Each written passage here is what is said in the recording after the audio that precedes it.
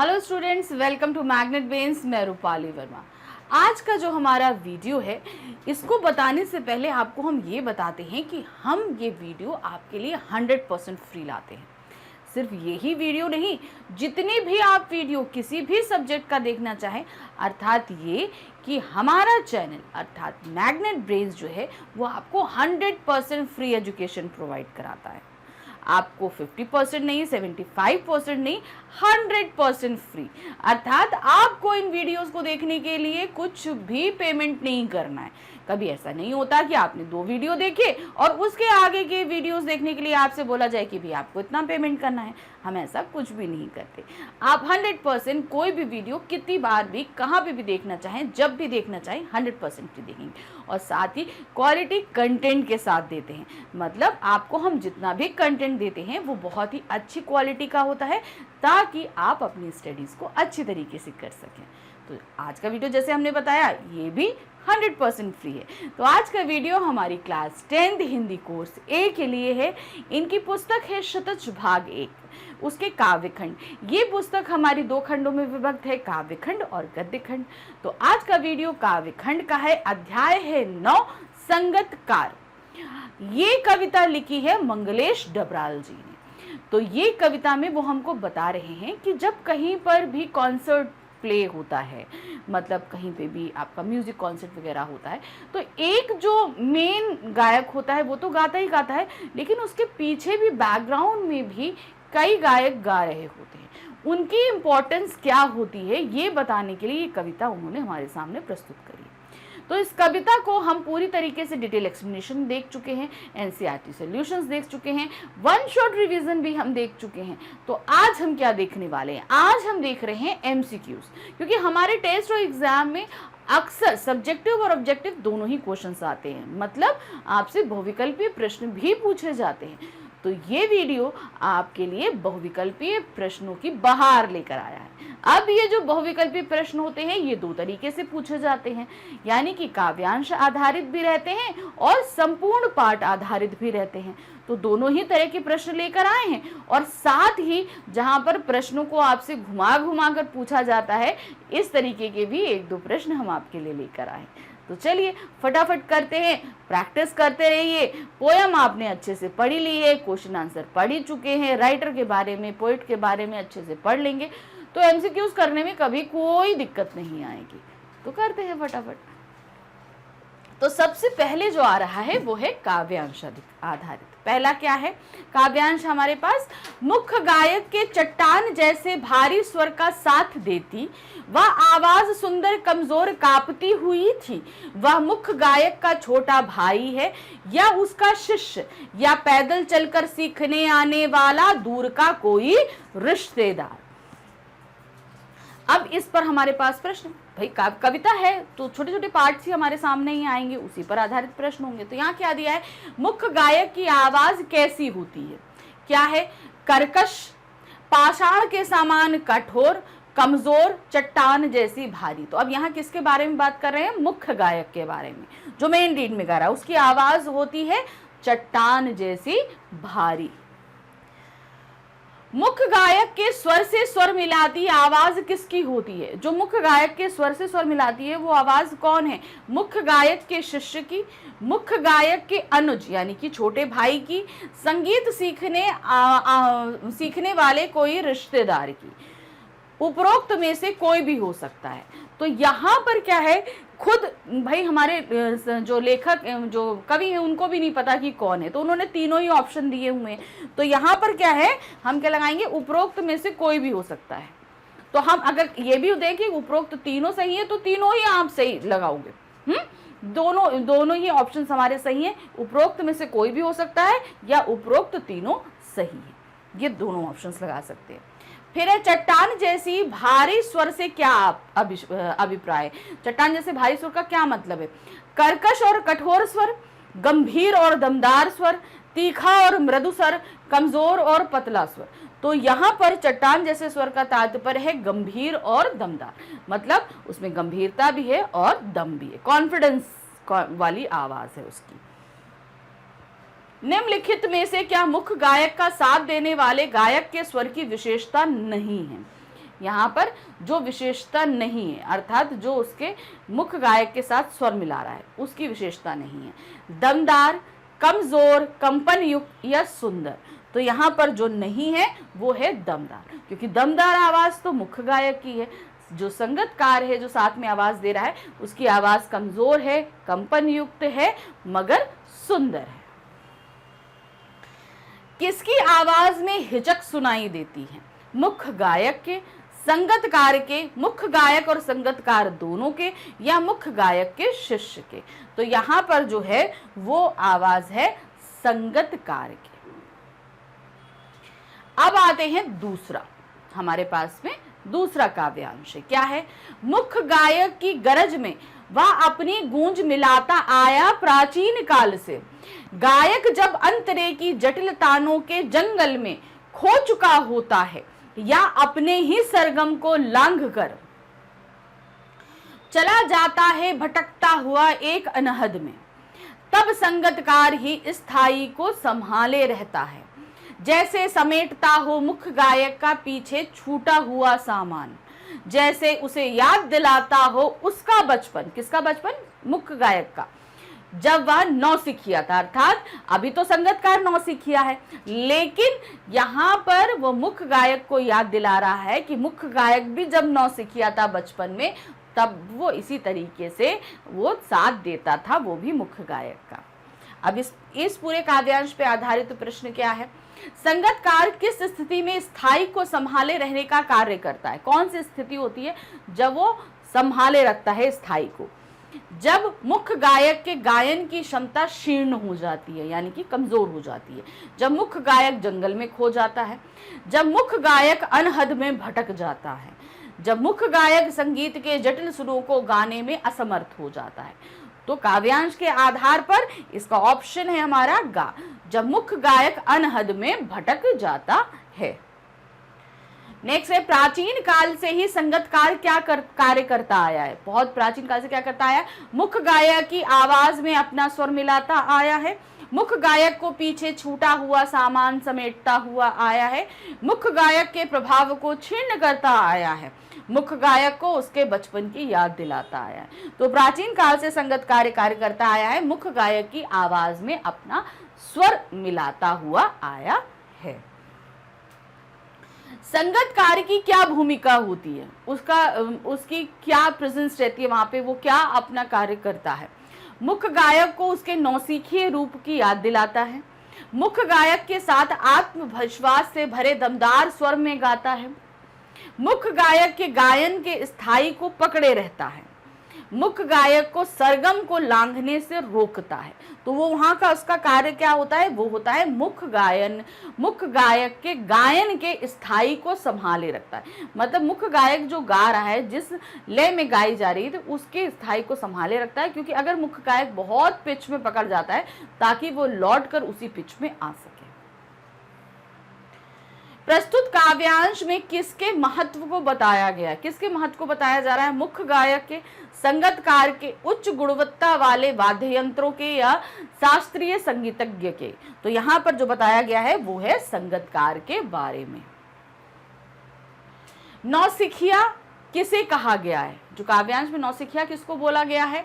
वाद्य यंत्र बजाने वाले को, संगीत के सुरों को, मुख्य गायक को, या संगतकार को? तो यहाँ पर जो नौसिखिया बताया गया है वो है मुख्य गायक को। तो ये काव्यांश हमारा यहाँ खत्म हो गया। अब हम आते हैं हमारे तीसरे काव्यांश पे। तार सप्तक में जब बैठने लगता उसका गला, प्रेरणा साथ छोड़ती हुई उत्साह अस्त होता हुआ, आवाज से राख जैसा कुछ गिरता हुआ, तभी मुख्य गायक को ढांढस बंधाता है।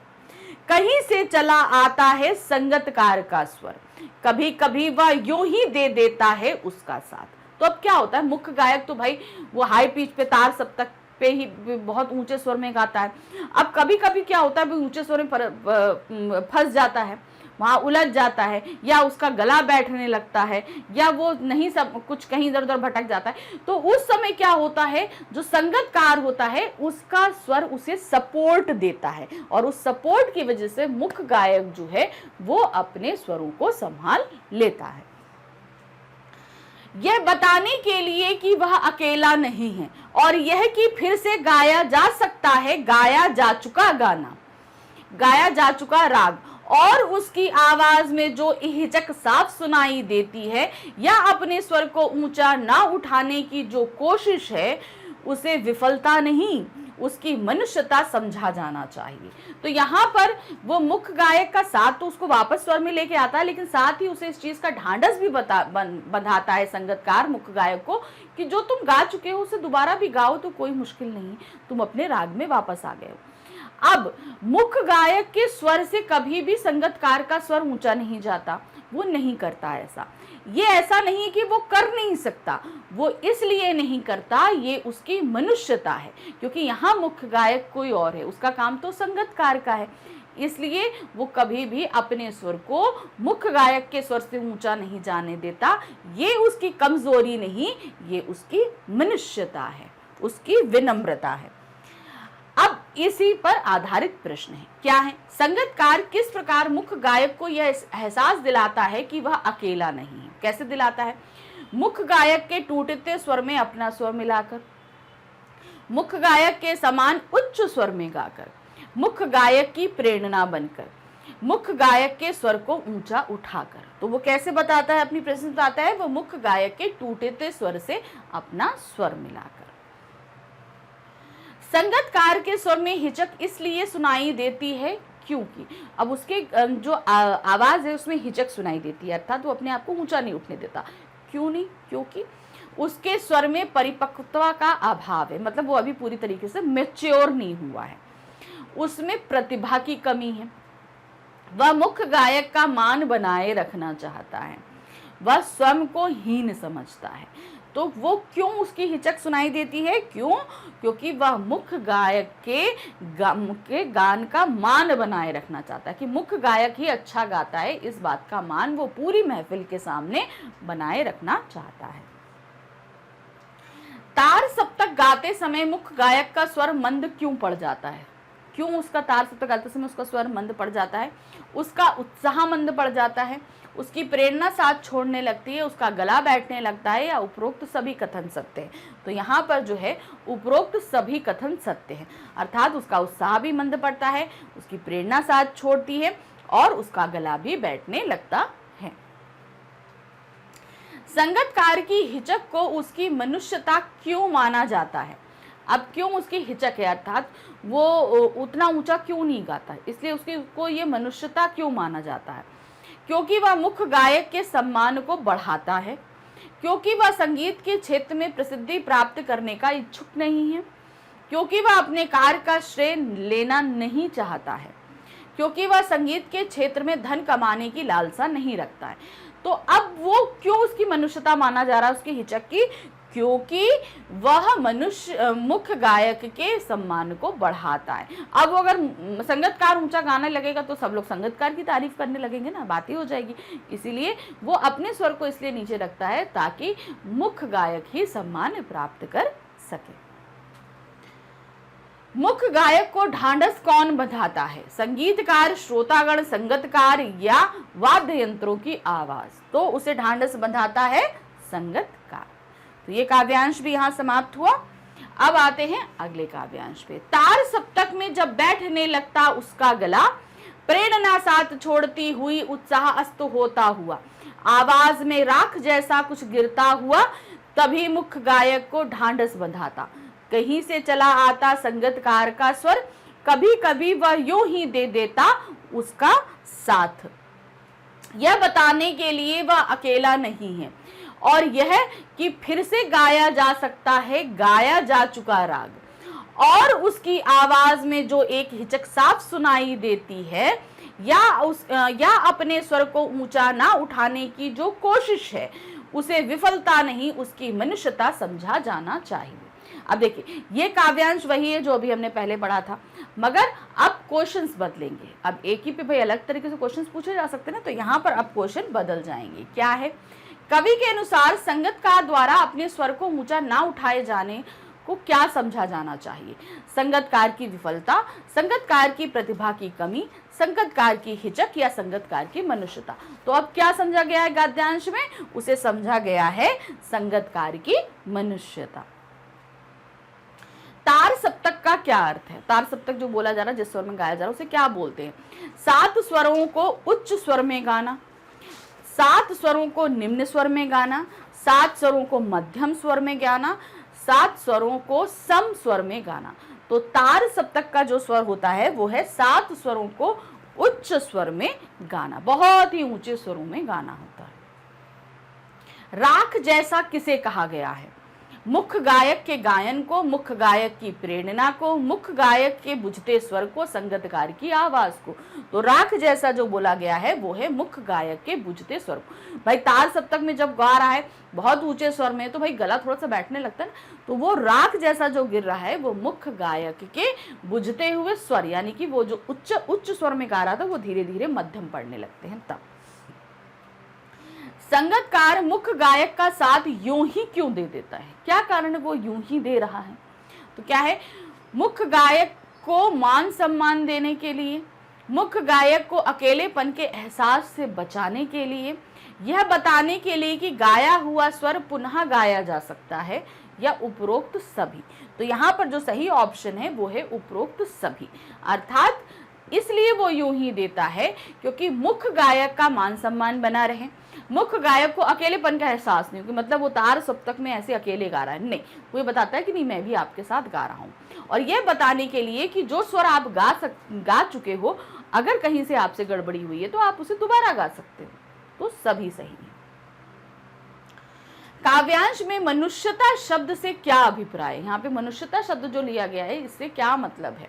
निस्वार्थ त्याग, साहस की कमी, अपनेपन की भावना या ईमानदारी की भावना। तो यहाँ मनुष्यता से तात्पर्य है निस्वार्थ त्याग, अर्थात यहाँ पे उसका खुद का अपना कोई स्वार्थ नहीं होता है संगतकार का। तो ये काव्यांश भी यहाँ पर हमारा खत्म हो गया। देखिए काव्यांश एक था हमारा, लेकिन अलग अलग क्वेश्चंस थे, तो इस तरीके से भी पूछे जाएंगे, तो ध्यान रखिएगा। अब आते हैं हमारे पास संपूर्ण पाठ आधारित प्रश्न। अभी हमने काव्यांश आधारित पढ़े, अब पूरे संपूर्ण पाठ में से कहीं से भी प्रश्न पूछे जा सकते हैं, तो वो भी हमें तैयार करने हैं, तो वो भी हम लेकर आए। तो चलिए उनको भी फटाफट हल करते हैं। संगतकार मुख्य गायक का साथ क्यों देता है? उसकी गायन शक्ति को बढ़ाने के लिए, उससे प्रतियोगिता करने की इच्छा से, उसके प्रभाव को कम करने के लिए, उससे संगीत शिक्षा प्राप्त करने के लिए। तो यहाँ पे जो ऑप्शन है वो है उसकी गायन शक्ति को बढ़ाने के लिए। मुख्य गायक का उत्साह कब क्षीण पड़ने लगता है? उच्च स्वर में गाते समय, निम्न स्वर में गाते समय, मध्यम स्वर में गाते समय या अभ्यास करते समय। तो वो कब गा रहा था? वो गा रहा था उच्च स्वर में, यानी कि तार सप्तक स्वर लगाया, उसने तार सप्तक लगाया था, यानी कि 7 स्वरों को वो उच्च स्वर में गा रहा था, तब उसका स्वर धीमे पड़ने लगा था। संगतकार ने मुख्य गायक के किस रूप को याद दिलाया है? संगतकार मुख्य गायक के किस रूप को याद दिला रहा है? बचपन में जब वह नौसिखिया था, अनगढ़ रूप को, परिपक्व रूप को, इनमें से कोई नहीं। तो सही क्या था? बचपन में जब वह नौसिखिया था, इस रूप को संगतकार याद दिलाता है मुख्य गायक को। सरगम को लांघने से कवि का क्या अभिप्राय है? अब उन्होंने बताया था ना सरगम को लांघना, इसका क्या मतलब होता है?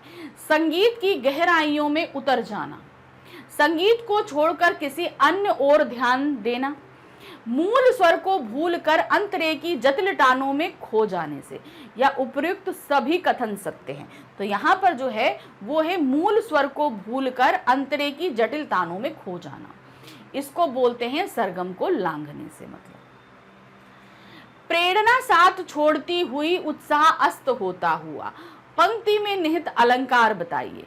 प्रेरणा साथ छोड़ती हुई उत्साह अस्त होता हुआ, प्रेरणा क्या है? एक जड़ है, और साथ ही इसको कैसे बताया गया? छोड़ता, साथ छोड़ना हमारा क्या होता है? आपका जो वो भाव होता है। यहाँ पर मानवीयकरण बताया गया है, जड़ चीजों को मानव से एक रूप किया गया है, इसलिए यहाँ पर जो चीजें साथ कौन छोड़ता है, मनुष्य छोड़ता है। तो और जो है उत्साह किसके अंदर होता है, मनुष्य के अंदर होता है। अस्त होना क्या होता है, सूरज की क्वालिटी यानी कि वो जड़ हुआ। तो यहाँ पर जड़ वस्तुओं को मानवीय एहसासों से एकीकार किया गया, इससे यहाँ पर क्या होगा, मानवीयकरण अलंकार होगा। आवाज में राख जैसा कुछ गिरता हुआ, पंक्ति में निहित अलंकार बताइए। आवाज में राख जैसा कुछ गिरता हुआ, तो यहां पर जो किया जा रहा है वो क्या दिया जा रहा है, आवाज में राख जैसा, तो राख और आवाज में समरूपता लाएगी, इसलिए यहां पर रूपक अलंकार है। फिर आते हैं तार सप्तक में गाने के कारण कवि को कैसा अनुभव होता है। बहुत खुशी होती है, थक जाता है, उत्साह से भर जाता है, गाने की इच्छा समाप्त हो जाती है। तो यहाँ क्या होता है, तार सप्तक में उसे गाने की इच्छा समाप्त हो जाती है।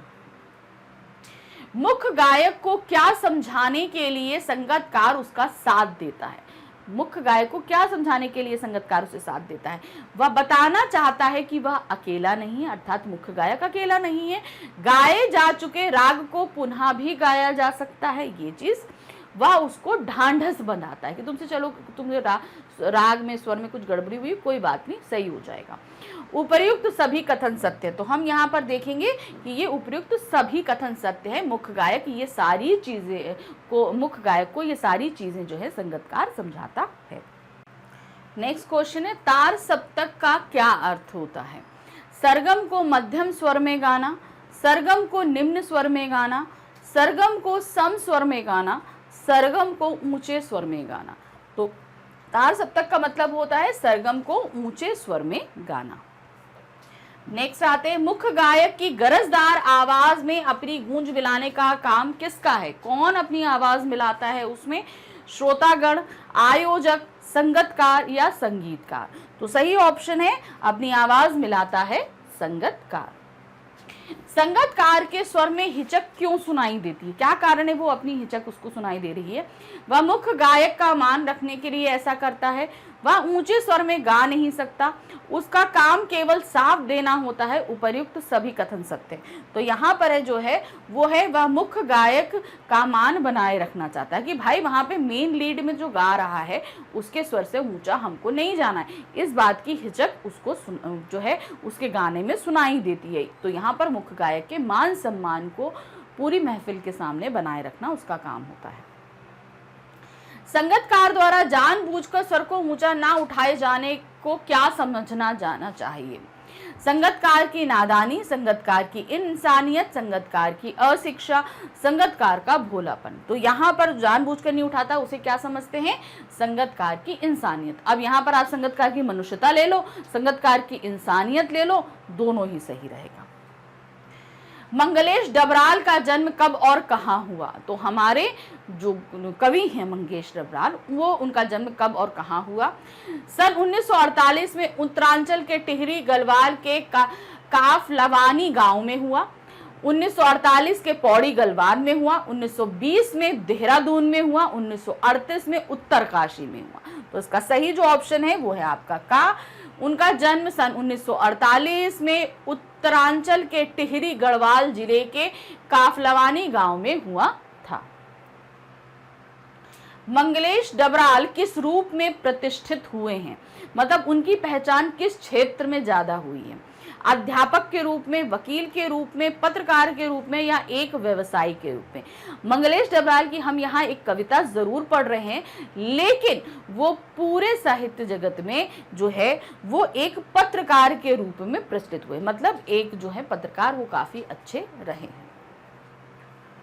निम्नलिखित में कौन सी रचना मंगलेश डबराल जी की नहीं है, आपको बतानी है। पहाड़ का लालटेन, नाश और निर्माण, घर का रास्ता, हम जो देखते हैं। अब इस तरीके के कौन सी उनकी कृतियां हैं, कौन सी नहीं है, तो इसके लिए आप हमेशा कवि परिचय में जाइए, उसे जरूर पढ़िए, तो आपको सारी नॉलेज हो जाएगी कौन सी उनकी रचनाएं हैं, कौन सी नहीं। तो यहाँ पर जो हम देख रहे हैं वो है नाश और निर्माण, जो है वो उनकी रचना नहीं है। नेक्स्ट आते हैं, मुख्य गायक के गायन की क्या विशेषता होती है। जो मुख्य गायक गाना गा रहा है उसकी विशेषता क्या होती है। उसका गायन कोयल के समान मधुर होता है, वह अपने गायन को सबको मधुर कर देता है, उसका स्वर आत्मविश्वास से भरा हुआ चट्टान के समान भारी होता है, उसका गायन सभी को प्रिय लगता है। तो काव्यांश में जो हमारे पास बताया, यानी कि जो हमने कविता पढ़ी है उसमें जो बताया गया है उसके हिसाब से मुख्य गायक का स्वर जो है आत्मविश्वास से भरा हुआ चट्टान जैसा भारी होता है। संगतकार कविता में कवि ने किस कला में साथ देने वाले लोगों का जिक्र किया है। इस कविता में किस कला में साथ देना, कौन सी कला की यहाँ पे बात हो रही है। गायन कला में, नृत्य कला में, नाटक में या हस्तकला में। तो यहाँ पर क्या हो रहा है, गायन का काम हो रहा है, गाने का काम हो रहा है। तो ये कौन सी कला की हम बात कर रहे हैं, गायन कला में। संगतकार की भूमिका क्या होती है, उसकी क्या जो है प्रेजेंस होती है, उसका काम क्या होता है। मुख्य गायक के साथ स्वर मिलाकर उसके स्वर को बल प्रदान करना, मुख्य गायक की सेवा करना, मुख्य गायक की अनुपस्थिति में गायन का समा बांध देना, ढोलक, हारमोनियम आदि वाद्य मंत्रों को उठाकर चलना। तो संगतकार का काम क्या होता है, वो होता है मुख्य गायक के साथ स्वर मिलाकर उसके स्वर को बल प्रदान करना। ये संगतकार का मुख्य भूमिका होती है।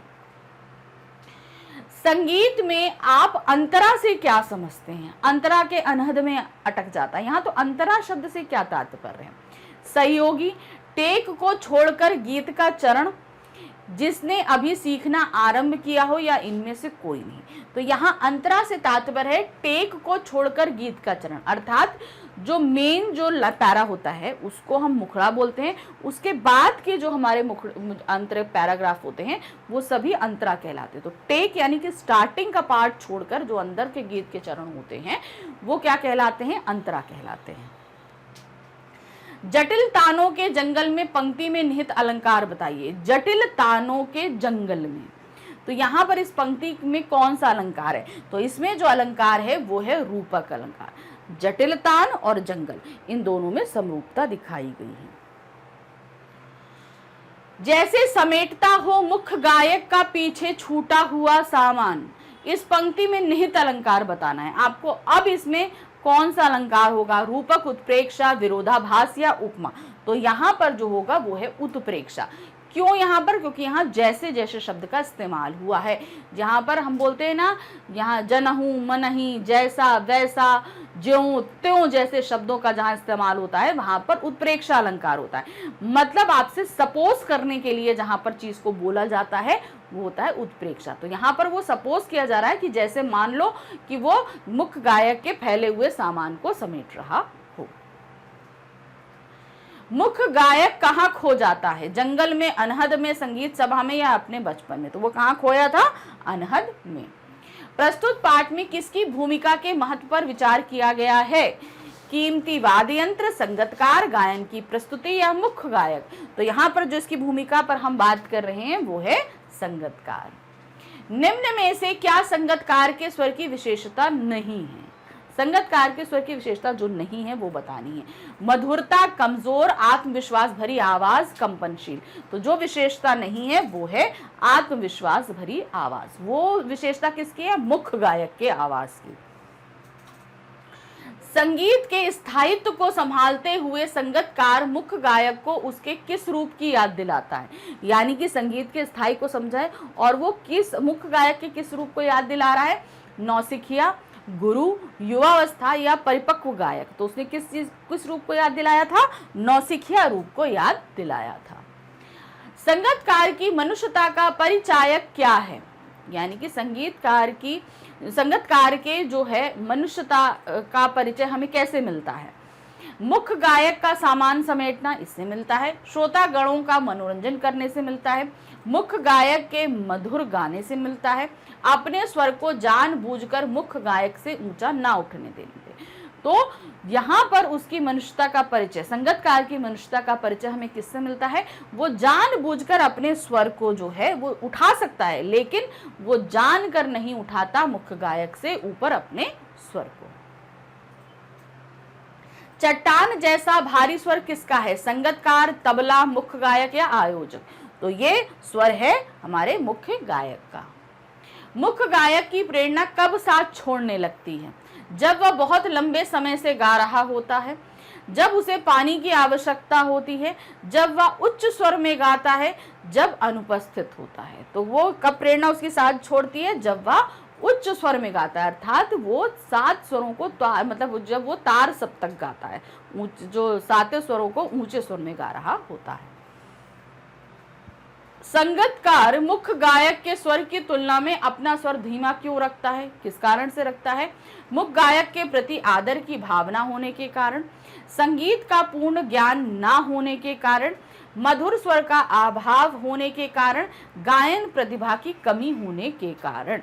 तो यहाँ पर वो इसलिए रखता है क्योंकि मुख्य गायक के प्रति अपनी आदर के भाव को प्रकट कर रहा है। नेक्स्ट है, मुख्य गायक को ढांढस बंधाने का कार्य संगीतकार कैसे करता है? मुख्य गायक के स्वर से स्वर मिलाकर, मुख्य गायक को अकेले गाने की प्रेरणा देकर, तालियों द्वारा मुख्य गायक का उत्साहवर्धन करके, ठीक प्रकार से वाद्य यंत्र बजाकर। तो कैसे करता है वह? मुख्य गायक के स्वर से स्वर मिलाकर जो है वो संगीतकार को ढांढस बंधाता है। तो इस तरीके से हमने काव्यांश आधारित प्रश्न भी कर लिए, साथ ही पूरे पाठ आधारित प्रश्न भी कर लिए, और साथ ही कुछ क्वेश्चंस हमने ऐसे समझे जो अलग अलग तरीके से आपसे पूछे गए थे, सभी हमने समझ लिया। तो ये सब जो हमने डिटेल एक्सप्लेनेशन, एनसीईआरटी सॉल्यूशन, आपके one shot revision, MCQs, test paper, ये सभी जो कराया वो आपको मिलेगा कहाँ और कैसे मिलेगा? इसके लिए आपको आना होगा हमारे चैनल मैग्नेट ब्रेन्स पे। जब आप यहाँ पर आओगे तो आप इस तरीके से देखेंगे CBSE K-12, आपको उसे क्लिक करना है इस तरीके से। उसे आप क्लिक करोगे, क्लिक करते आपके सामने सारी क्लासेस होंगी। अब आपको अपनी क्लास सेलेक्ट करनी है। आपकी क्लास क्या है? 10th है, सिंपल। आप 10th को क्लिक करो, आपकी क्लास है, और जैसे ही आपने उसे क्लिक किया आपके सामने 10th में पढ़ाए जाने वाले सभी सब्जेक्ट्स होंगे। ठीक है, अब हम क्या पढ़ रहे थे? हम क्षितिज बुक पढ़ रहे थे, इसे हम क्लिक करेंगे। क्षितिज बुक क्लिक करते ही आपके सामने क्या होगा? क्षितिज की पूरी प्लेलिस्ट आएगी। तो जो भी चैप्टर पढ़ना है आपको उसे क्लिक करना है। क्लिक करते ही आपके सामने सारे लेक्चर्स सामने होंगे। तो जो भी आप पढ़ना चाहते हैं उसे क्लिक करिए। क्लिक करते ही आपका जो है ऐसे वीडियो स्टार्ट हो जाएगा। वीडियो देखिए, सारे डाउट्स को क्लियर कीजिए। आप अगर चैप्टर पहली बार पढ़ रहे हैं अच्छे से समझिए, लेकिन साथ ही हमारे चैनल को लाइक, सब्सक्राइब, शेयर ज़रूर कीजिएगा। Thank you for watching. Bye bye.